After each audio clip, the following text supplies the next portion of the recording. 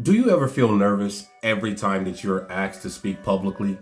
If so, I want to show you how to turn that fear into confidence. Hey, Derek Rainey here with Speak Fluence. And listen, with over 19 years of experience coaching college students to championship level speaking and national teams to championship level speakers, I want to share with you some of the secrets of success that I've learned throughout the years. And so let's deal with this. Let's dive into this. Let's talk about how do we turn that fear into confidence, and how do we command any room when we walk in a room. See, first of all, stage fright. Stage fright is something that is practically normal, especially when you first get started speaking. And even if you've been speaking for quite some time, you can talk to seasoned speakers who've been speaking for a long time, professional speakers.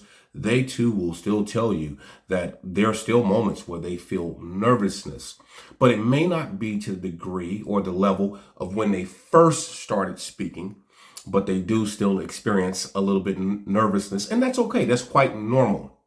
And when you experience the stage fright, it is when you can feel like your body can get jittery. You're about to take the stage. The moment is up on you. You're about to get up on the stage. The spotlight is going to be on you, and people want to hear what you got to say. And this is when that fear can come in and overtake you. And now you're feeling kind of jittery. Your stomach can begin to twist and turn and make you feel uncomfortable. You can also experience sweaty palms, or your palms are sweaty. And another thing that you can actually experience dry mouth, where your mouth starts to get dry. And that's crucial because we got to speak, right? So we don't need our bodies to be going through all of these things when we're about to speak. So I want to give you the key to how you convert fear into confidence. And here's the key: preparation. It's that simple. Preparation, and preparation. Look, we see this week in and week out, especially within the arena of sports. Could be basketball, could be football. We see it in the arena of arts and entertainment, especially in the music industry, where preparation is key. If you want to experience the success that you want, and if you want to be able to overcome that fear and be able to walk in confidence and go in and command any room that you're speaking in, you need to be prepared. There is no substitute for it. And so now I want to briefly give you 3 things that you could do in your preparation phase. Okay. The first thing that we're going to do in the preparation phase is we're going to write our speech. Now, I don't want to talk too much about that because I'm going to deal with this a little bit more in depth in our next video about writing our speech. But you're going to write your speech. And what I mean by write it, this is also a time where you're going to be using visualization, the art of visualizing yourself on the stage, speaking directly to your audience as we're writing. So as we're writing, we're visualizing. We see ourselves on the stage in front of our audience. And when you're writing, is this a moment where you're writing? Are you smiling? Is this a moment where you're writing and you're being serious? Is this a moment where you're writing where you're kind of being jovial and comical? So all of this we're going to do in the writing process. And you need to be able to see yourself speaking and addressing your audience. And don't just see yourself speaking and addressing your audience. I also want you to see your audience responding to you, responding to what you have to say. So that's important. That's the first step in the preparation phase that we're going to do. Now, after we write it, the second step that we're going to do in the preparation phase is we're going to memorize our speech. And I want you to memorize it so well. I want you to know it frontwards. I want you to know it forwards and backwards. I want you to know every nuance of your speech. And when I say nuance, I want you to know where every period is. I want you to know where every comma is. I want you to know where every exclamation point is, every question mark. And that is important because, again, I'm going to deal with that in depth in our next video. But that's important when you're memorizing it. I want you to know everything about your speech. And I want you to know it so well that you can actually get on the speaker stage without the speech.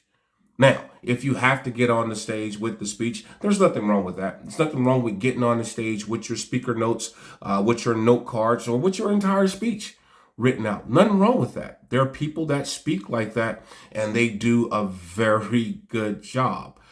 I would prefer you to know it so well that you get on there without it so that you can deliver it. And that frees you up from the podium where now you can walk around and you can actually engage with your audience. But that's just one way. There's a number of ways, but my point is I want you to know it so well. I want you to memorize it so well that if you had to, you can get on the stage without your speech. But even if you take your speech, it's only there as a point of reference for you to look at, glance at, see where you're at, and then just get right back at to what you're doing. Get back to engaging your audience, making this dialogue feel like it's an intimate exchange when you're speaking with them, okay? So now, that was the second step. And then now I want to give you the third and the final step to converting that fear into confidence and commanding the room when you walk in. The final step is after we write the speech, after we memorize the speech, we're going to rehearse the speech. Yes, rehearse. You think about it. Everything that you know, particularly in the art world, when you're watching television, it is not just impromptu. These things are rehearsed. When you're watching a jazz trio or a jazz quartet or a musical performance, they don't just get on the stage and just go for broke. No, every nuance, everything that they do is rehearsed. And you see this like Michael Jackson is probably the greatest example of this to me. When Mike got ready to perform or got ready to do a show on stage, every little move, every little twitch that he did, it was rehearsed. And guess what? Because public speaking is an art, we can rehearse too, which means we go back to our visualization practice, and we can rehearse it exactly the way we see ourselves delivering it to the audience. Every little nuance, everything can be rehearsed, and it can be rehearsed so well until it's second nature to you, until it's a part of your DNA. And when you get up and present, it doesn't look like it's rehearsed. It doesn't come across like it's rehearsed, but it is rehearsed. And we have to do those things because, again, when we get on the stage, people are looking for us to deliver, and we don't want to let them down. So look, in my next video, I'm going to share with you how to write a heart-winning speech. And listen, I want you to get in the comment section, put in the comment, write in the comment an experience that you may have had, a public speaking experience you may have had or experienced where you were so nervous. I would love to hear about it. Don't forget to subscribe to my channel, like this channel, and share this channel, and I will see you in the next video. See you when I see you.